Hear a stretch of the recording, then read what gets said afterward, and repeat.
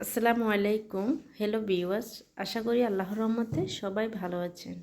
আজকের ভিডিওতে কিভাবে খুবই সহজ কৌশলে চেয়ার আঁকা যায় তা আমি এঁকে দেখাবো। আশা করছি আপনাদের ভালো লাগবে।